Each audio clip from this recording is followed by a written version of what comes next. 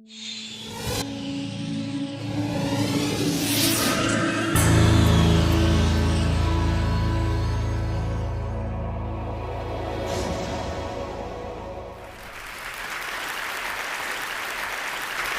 I was 9 years old, I went off to summer camp for the first time, and my mother packed me a suitcase full of books, which to me seemed like a perfectly natural thing to do, because in my family, reading was the primary group activity. And this might sound antisocial to you, but for us, it was really just a different way of being social. You had the animal warmth of your family sitting right next to you, but you were also free to go roaming around the adventure land inside your own mind. And I had this idea that camp was going to be just like this, but better. I had a vision of 10 girls sitting in a cabin, cozily reading books in their matching nightgowns. Camp was more like a keg party without any alcohol. And on the very first day, our counselor gathered us all together, and she taught us a cheer that she said we would be doing every day for the rest of the summer to instill camp spirit. And it went like this.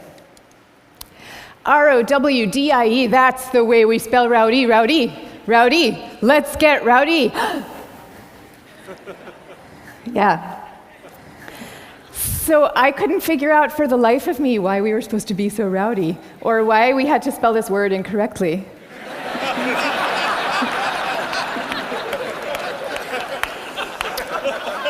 But I recited the cheer along with everybody else. I did my best. And I just waited for the time that I could go off and read my books. But the first time that I took my book out of my suitcase, the coolest girl in the bunk came up to me and she asked me, "Why are you being so mellow?" Mellow, of course, being the exact opposite of R-O-W-D-I-E. And then the second time I tried it, the counselor came up to me with a concerned expression on her face, and she repeated the point about camp spirit and said we should all really work very hard to be outgoing. And so I put my books away, back in their suitcase, and I put them under my bed, and there they stayed for the rest of the summer. And I felt kind of guilty about this. I felt as if the books needed me somehow, and they were calling out to me, and I was forsaking them. But I did forsake them, and I didn't open that suitcase again until I was back home with my family at the end of the summer. Now, I tell you this story about summer camp. I could have told you 50 others just like it. All the times that I got the message that somehow my quiet and introverted style of being was not necessarily the right way to go, and that I should be trying to pass as more of an extrovert. And I always sensed deep down that this was wrong, and that introverts were pretty excellent just as they were. But for years, I denied this intuition. And so I became a Wall Street lawyer, of all things, instead of the writer that I had always longed to be, partly because I needed to prove to myself that I could be bold and assertive too. And I was always going off to crowded bars when I really would have preferred to just have a nice dinner with friends. And I made these self-negating choices so reflexively that I wasn't even aware that I was making them.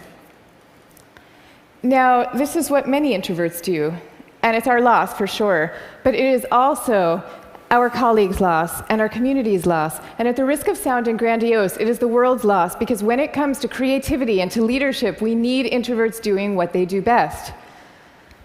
A third to a half of the population are introverts. A third to a half. So that's 1 out of every 2 or 3 people you know. So even if you're an extrovert yourself, I'm talking about your coworkers and your spouses and your children and the person sitting right next to you right now. All of them subject to this bias that is pretty deep and real in our society. We all internalize it from a very early age without even having a language for what we're doing. Now, to see the bias clearly, you need to understand what introversion is. And it's different from being shy. Shyness is about fear of social judgment. Introversion is more about how do you respond to stimulation, including social stimulation. So extroverts really crave large amounts of stimulation, whereas introverts feel at their most alive and they're most switched on and they're most capable when they're in quieter, more low-key environments. Not all the time, these things are an absolute, but a lot of the time.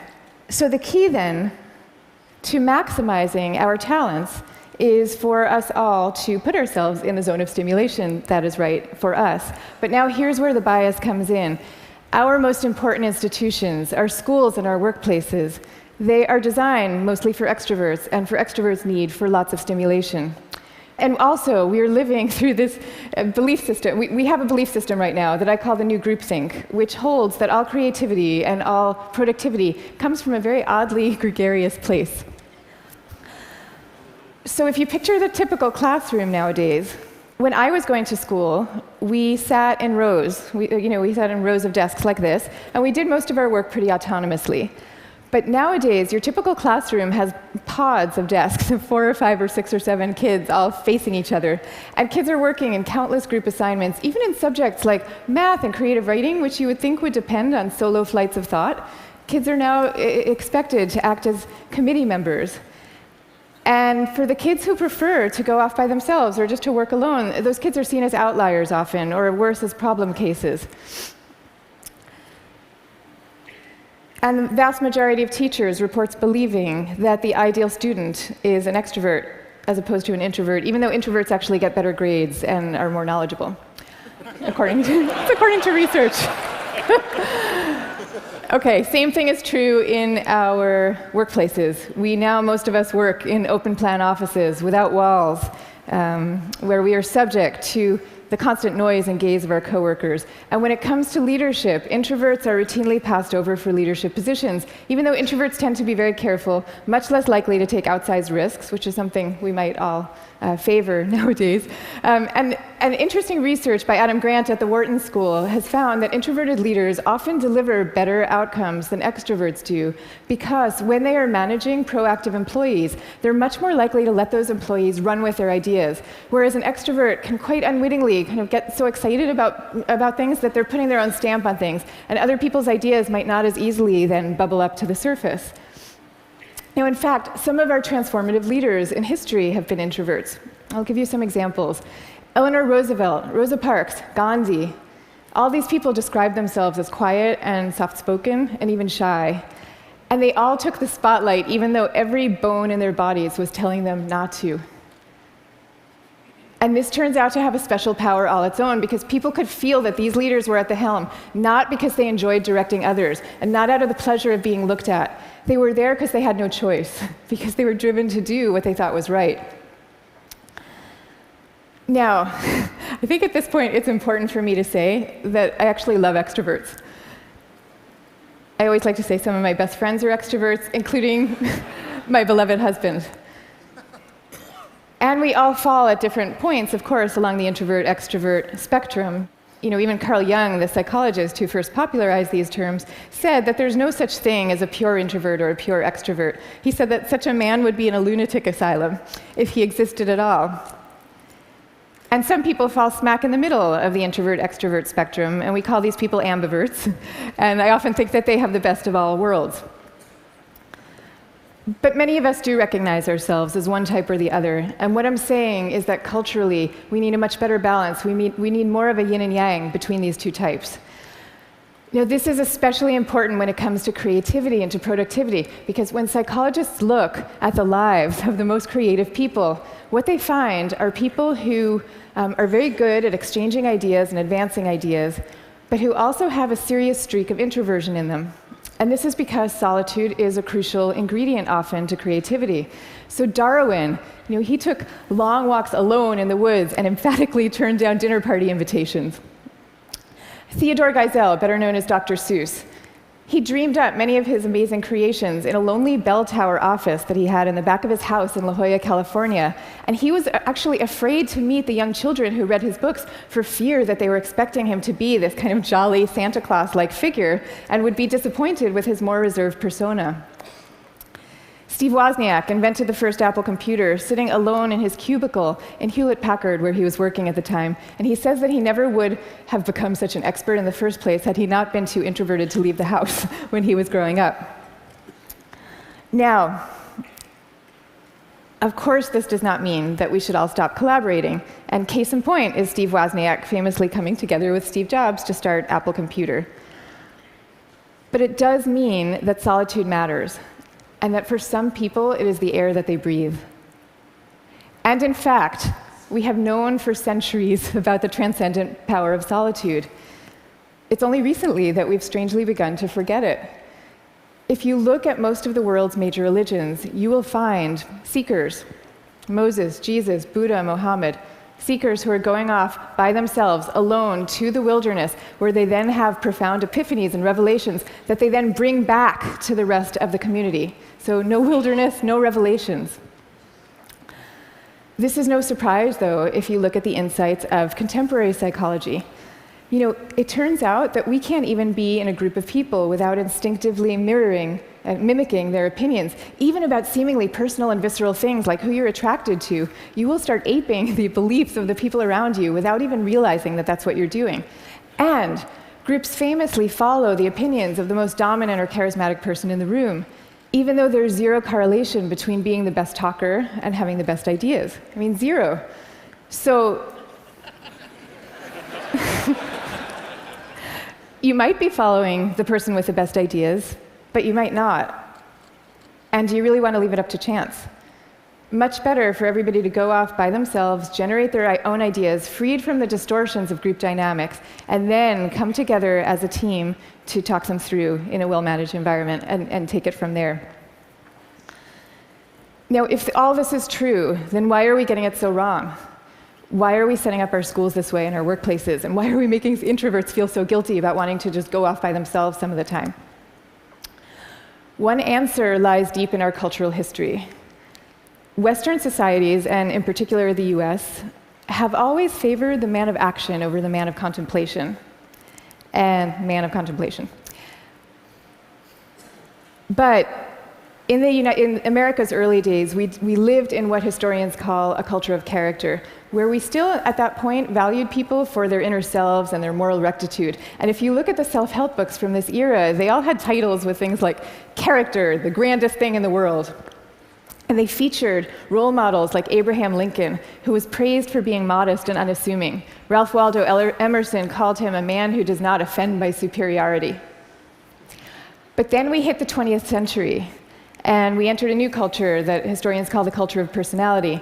What happened is we had evolved from an agricultural economy to a world of big business. And so suddenly people are moving from small towns to the cities. And instead of working alongside people they've known all their lives, now they are having to prove themselves in a crowd of strangers. So quite understandably, qualities like magnetism and charisma suddenly come to seem really important. And sure enough, the self-help books change to meet these new needs. And they start to have names like How to Win Friends and Influence People. And they feature as their role models really great salesmen. So that's the world we're living in today. That's our cultural inheritance. Now, none of this is to say that social skills are unimportant. And I'm also not calling for the abolishing of teamwork at all. The same religions who send their sages off to lonely mountaintops also teach us love and trust. And the problems that we are facing today in fields like science and in economics are so vast and so complex that we are going to need armies of people coming together to solve them, working together. But I am saying that the more freedom that we give introverts to be themselves, the more likely that they are to come up with their own unique solutions to these problems. So now, I'd like to share with you what's in my suitcase today.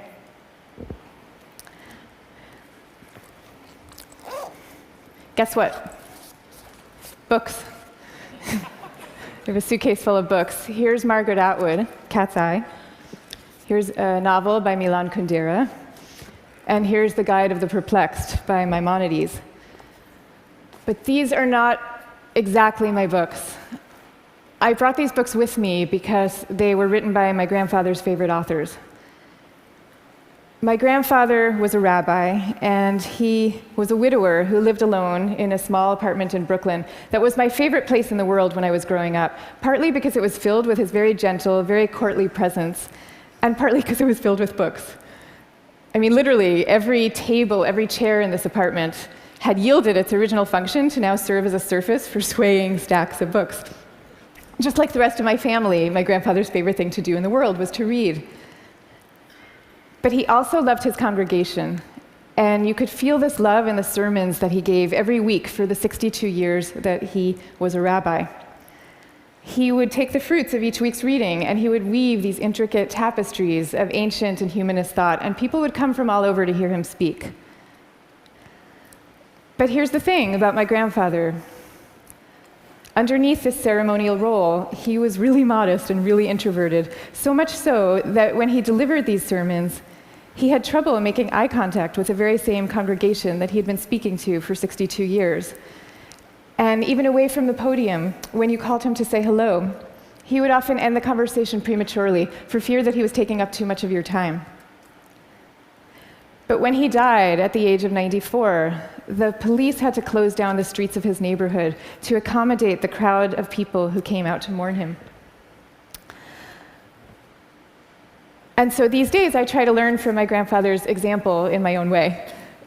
So I just published a book about introversion, and it took me about 7 years to write.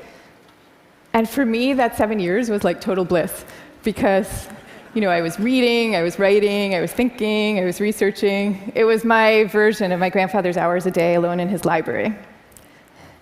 But now, all of a sudden, my job is very different. And my job is to be out here talking about it, talking about introversion.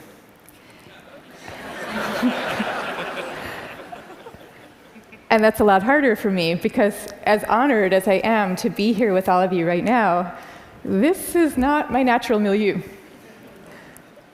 So I prepared for moments like these as best I could. I spent the last year practicing public speaking every chance I could get, and I called this my year of speaking dangerously. And that actually helped a lot.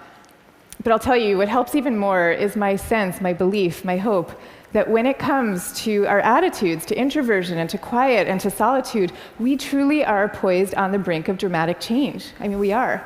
And so I am going to leave you now with 3 calls for action for those who share this vision. Number 1, stop the madness for constant group work. Just stop it. Thank you. And I want to be clear about what I'm saying, because I deeply believe our offices should be encouraging casual, chatty, cafe-style types of interactions, the kind where people come together and serendipitously have an exchange of ideas. That is great. That's great for introverts, and it's great for extroverts. But we need much more privacy, much more freedom, much more autonomy at work. School, same thing. We need to be teaching kids to work together, for sure. But we also need to be teaching them how to work on their own. This is especially important for extroverted children, too. They need to work on their own because that is where deep thought comes from, in part. Okay, number 2, go to the wilderness. Be like Buddha. Have your own revelations. I'm not saying that we all have to now go off and build our own cabins in the woods and never talk to each other again. But I am saying that we could all stand to unplug and get inside our own heads a little more often. Number 3, take a good look at what's inside your own suitcase and why you put it there.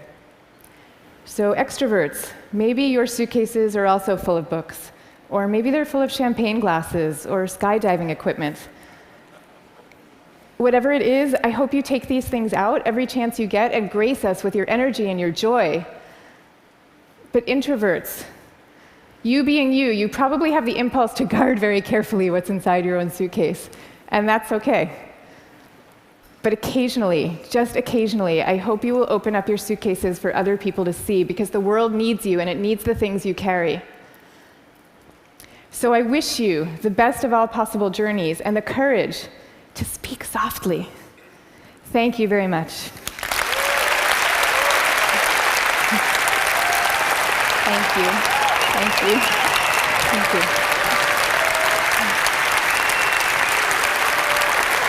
Thank you.